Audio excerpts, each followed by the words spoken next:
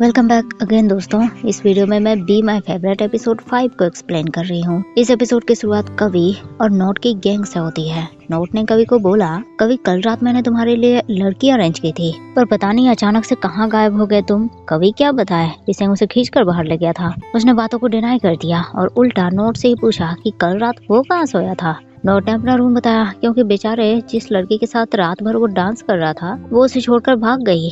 तभी पिसेंग वहाँ आया, उसे कवि से कुछ बात करनी थी। दोनों अकेले में आए। पिसेंग बोलने लगा, कवि तुम सही थे, कल रात तुमने जो भी मुझसे कहा मैंने उस बारे में सोचा और समझ आया कि मैं रिलेशनशिप के मामले में किसी के साथ भी श्योर नहीं हूँ, ना पियर के साथ और ना ही किसी और के साथ। और ऐसा इसीलिए शायद मैं घबराता हूँ, पर क्या बात से घबराता हूँ ये मुझे नहीं मालूम। मैंने पियर को भी बता दिया है कि मेरे मन में उसके लिए फीलिंग्स नहीं है। पर क्या कवि तुम्हारे मन में सच में पियर के लिए फीलिंग्स हैं? कवि थोड़ा सोच में पड़ गया। ट्रिप से वापस आने के बाद कवि ने अपनी डायरी निकाली, जिसमें वो टाइम ट्रेवल पर जर्नलिज्म लिख रहा था, पर उसे अधूरा छोड़ दिया था। उसने दोबारा डायरी लिखना शुरू किया। टाइम ट्रेवल को थैंक्स किया कि अपनी गलतियों को सुधारने का उसे दोबारा मौका मिला। लेकिन फिर भी टाइम ट्रेवल से सब कुछ नहीं बदला जा सकता।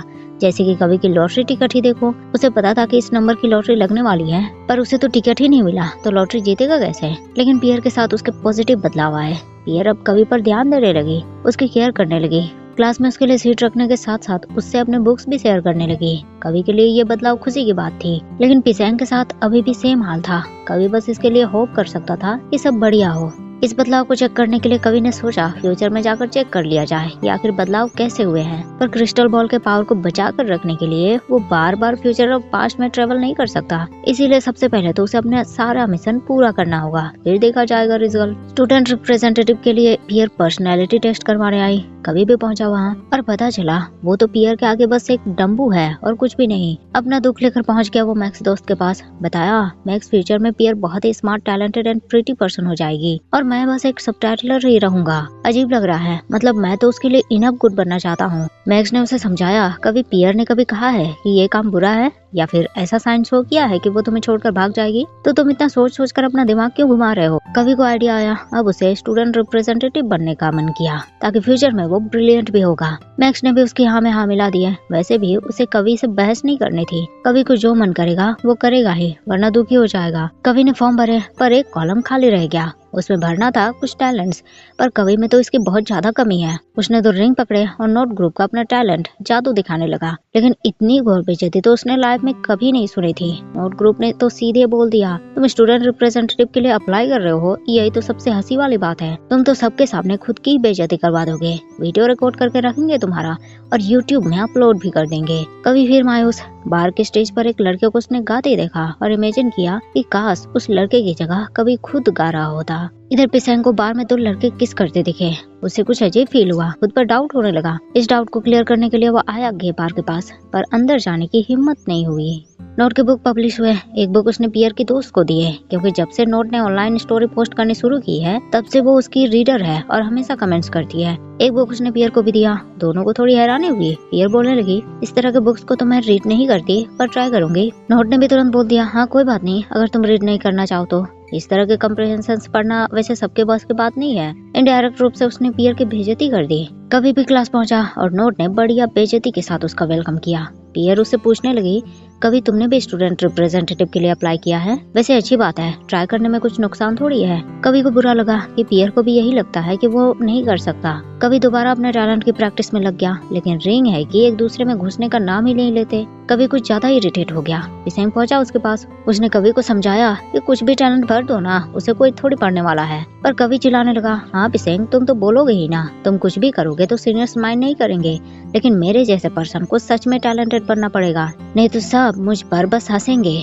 पिसेंग बोलने लगा, कभी तो वो करो ना जिसमें तुम अच्छे हो। अगर ये नहीं कर पा रहे इसका मतलब ये तुम्हारा हॉबी है ही नहीं, क्यों तुम इसमें अपना टाइम वेस्ट कर रहे हो? लेकिन बेचारे कवि को तो अपने में कुछ टैलेंट नजर ही नहीं आ रहे थे। पिसेंग ने याद दिलाया, फर्स्ट ईयर में जब कवि सीनियर्स को अपना इंट्रो दे रहा था तब लव सॉन्ग को उसने अपने हॉबी बताया था और एक सॉन्ग उसने लिखा भी था और गाया भी था। कवि ने तुरंत इस बात से इनकार किया। पिसेंग को बोला कि वो इस बात को याद नहीं करना चाहता, क्योंकि उस टाइम जब उसने गाया था तो पूरी क्लास बुरी तरह से उस पर हंस रही थी। पियर आई दोनों के पास, खाने के लिए चलने को बोला, लेकिन पिसेंग ने मना कर दिया। कवि दोबारा अपने दुख लेकर पहुंचा दोस्त मैक्स के पास। बोला कि मुझे जो पर्सन लाइक करता है उसे कैसे रोकूं मैं? मैक्स ने सीधे बोल दिया, पहले बताओ कौन है वो पर्सन, फिर बात करेंगे। लेकिन कवि ये नहीं बता सकता था। अभी तक तो उस पर्सन ने कवि से कन्फेस भी नहीं किया है, पर बातों बातों में उसकी जुबान फिसली। मैक्स को ये पता चल गया कि कवि को पसंद करने वाला पर्सन कोई लड़का है। लेकिन जब उसने कन्फेस ही नहीं किया है तो कवि को कैसे पता कि वो उसे लाइक करता है? और वैसे भी वो लड़का है तो इसमें प्रॉब्लम क्या है? उसने तो कवि को कोई नुकसान नहीं पहुंचाया है। और प्रॉब्लम लड़के के जेंडर में नहीं है बल्कि खुद कवि में है।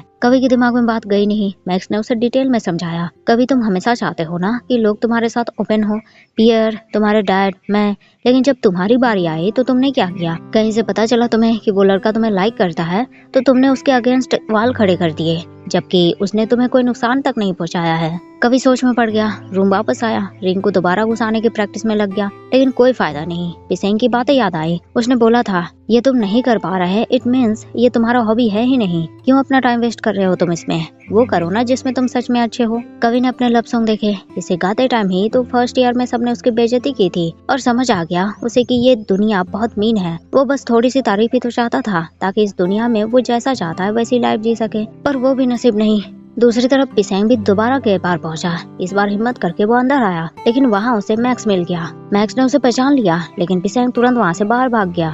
नोट को उसके बुक्स के अच्छे रिव्यूज नहीं मिले। वो थोड़ा मायूस हो गया। पियर और उसके दोस्त के पास आया। उसने पियर से पूछा, स्टूडेंट रिप्रेजेंटेटिव का टाइम होने वाला है, वो नहीं जा रही क्या? पियर बस कवि का ही वेट कर रही थी। नोट ने पियर से अपने बुक के बारे में पूछा, क्या उसने वो रीड किया? पर पियर के पास टाइम ही कहाँ। कवि आया, पियर चली गई। पियर के दोस्त भी नोट की हालत समझ रही थी। उसने नोट को बुक साइन करने के लिए दिए, उसे इनकरेज किया, बोला कि किसी को इनकरेज करना इतना भी कॉस्टली नहीं होता, पर पता नहीं क्यों लोग एक दूसरे को ये देते नहीं। इधर पिसेंग सीधे मैक्स से मिलने पहुंचा। उसे बोला कि कल रात वो गे बार में ऐसे ही किया था। मैक्स ने जब उसे देखा तो उसे कुछ काम याद आ गया था, इसीलिए वो बाहर निकल गया। तो मैक्स इस बारे में किसी से कहेगा तो नहीं ना? मैक्स बोलने लगा, और मैं क्यों बताऊं किसी को? मैं तो फैकल्टी में बहुत कम लोगों से बातें करता हूँ। और तुम हो कौन जो मैं तुम्हारे बारे में बात करूँ? दुनिया में बहुत सारी चीजें चल रही हैं, उस पर ध्यान देने के बजाय लोग तुम पर ध्यान क्यों देंगे? पिसेंग को भी उसकी बातें सही लगी। मैक्स कुछ ज्यादा ही आर्स हो गया था। उसने पिसेंग को सॉरी बोला। उसे इतनी जल्दी पिसेंग को जज नहीं करना चाहिए था। उससे पूछा कि आखिर वो बाहर में गया क्यों था। पिसेंग ने बताया कुछ डाउट हो रहा था उसे खुद पर, वही जवाब ढूंढने गया था वो। मैक्स ने पूछा, जवाब मिला तुम्हें? देखो पिसेंग, ऐसे सवालों के जवाब पाने के लिए तुम्हें अपनी बॉडी को वहाँ लेकर जाने की जरूरत नहीं है। पिसेंग उसकी बातें समझ गया। इधर स्टूडेंट रिप्रेजेंटेटिव के लिए कवि भी खड़ा हो गया, उसे अपने बारे में बताने के लिए आ गया। नोट ग्रुप ने उसे ऑल द बेस्ट मैसेज किए। कवि ने बहुत हिम्मत करके अपने टैलेंट बताया कि फ्री टाइम में उसे लव सॉन्ग लिखना पसंद है। उसने गाना भी सुनाया, सबने उसके लिए क्लैप किए। इस बार उसके ऊपर कोई नहीं हंसा, लेकिन फिर भी उसका सिलेक्शन नहीं हुआ। पियर को उसने कॉन्ग्रेचुलेट किया, वो बन गई थी स्टूडेंट रिप्रेजेंटेटिव। कवि अपने लिए थोड़ा मायूस था, लेकिन पिसेंग का मैसेज देखकर वो लोटस की तरह खिल गया। पिसेंग ने उसे टेरेस पर मिलने बुलाया था। कवि अपना बैग और पियर को वहीं छोड़कर भागते हुए टेरेस पर पहुंचा। पिसेंग ने तुरंत कवि से रिजल्ट पूछा और दुखी हुआ जब पता चला कि कवि का सिलेक्शन नहीं हुआ।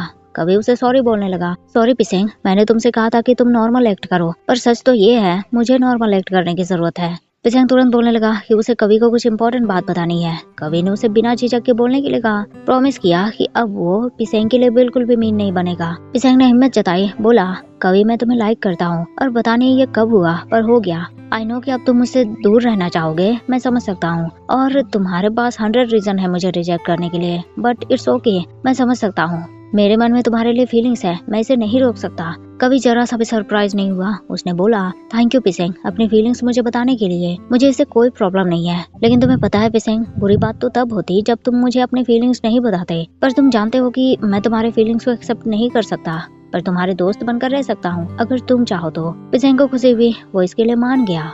पियर काफी देर से कवि का वेट कर रही थी। उसने कवि को मैसेज भेजे, पर कवि खुद ही पहुंच गया। दोनों पियर के घर की तरफ निकले। पियर बोलने लगी, ये फर्स्ट टाइम है जब वो ऐसे पैदल चलकर घर आई। कवि ने उसे सॉरी बोला कि पियर को लिफ्ट देने के लिए उसके पास कार नहीं है। पियर को इससे फर्क नहीं पड़ा, उसे तो बस कवि का साथ अच्छा लगा। उसने घर के अंदर जाने से पहले कवि के गालों पर किस किया। कवि तो हैरान, इतना बड़ा सरप्राइज तो उसने सोचा भी नहीं था। इंसान हमेशा अपनी लाइफ में मिरेकल चाहता है, चाहे उसके चांसेस एकदम ना के बराबर हो। चांस लाइक खुद को जानने का और जो वो है उसे खुशी खुशी एक्सेप्ट करने का। नेक्स्ट डे कवि को पिसेंग ने एक लड़के से मिलाया, बताया ये फ्लूक है, बाहर में मेन गिटारिस्ट।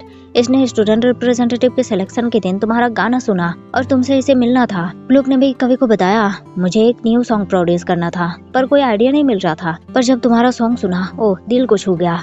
और अगर तुम्हें कोई प्रॉब्लम नहीं है तो मैं तुम्हारे गाने का मेलोडीज बनाना चाहता हूँ, क्या तुम हमारे बैंड के वोकलिस्ट बनोगे? फिर उसने कवि को एक डेमो देने के लिए कहा। कवि ने दिया। फ्लूक तो बड़ा हैप्पी हो गया। कवि की आवाज के साथ साथ उसकी शकल भी तारीफ की। बोला कि इसके क्यूट फेस को देखकर तो लड़कियां तो क्या, लड़के भी चीयर करने लगेंगे। कवि को अपने आंखों और कानों पर भरोसा नहीं हुआ। उसने श्योर किया कि फ्लूक उसे ही बोल रहा है ना। फिर पिसेंग के साथ खुसर खुसर करने लगा कि क्या ये ओके होगा। पिसेंग को लगा कवि फ्लूक की बात कर रहा है, पर कवि तो अपनी बात कर रहा था। पिसेंग ने उसे ज्वाइन करने के लिए कहा। वैसे भी अगर काम नहीं किया तो ऑलवेज वो साथ छोड़ सकता है। कवि मान गया। सब पहुंचे स्टूडियो। कवि अभी भी थोड़ा घबरा रहा था। फ्लूक ने उसके अंदर के डर को भगाने के लिए कहा। पिसेंग ने भी उसे ऑल द बेस्ट विश किया और फिर कवि ने गाना गाया। सॉन्ग ऐसा था कि सबके दिल को छू गया। कवि खुश हुआ, पिसेंग भी खुश हुआ। और पिसेंग खुश कैसे नहीं होगा, वो तो हमेशा से कवि को अप्रोच करता आया है, फर्स्ट ईयर से ही। लेकिन कवि है कि उसने पिसेंग पर कभी ध्यान ही नहीं दिया। उसके पास एक ही दोस्त था, मैक्स। पिसेंग भी उसके साथ ओपन होना चाहता था। उसने भी कवि से बातें करने की कोशिश की थी, पर कवि ने बस पिसेंग को नेगेटिव वे में देखा। खुद ही अपने मन में कई सारे नेगेटिव ख्याली पुलाव बना डाले। तो इसी के साथ बी माय फेवरेट एपिसोड 5 यही एंड होता है। वीडियो आपको पसंद आया हो तो लाइक शेयर जरूर कर दीजिएगा एंड मिलते हैं फिर नेक्स्ट वीडियो में। तब तक के लिए thank you so much guys for watching the video.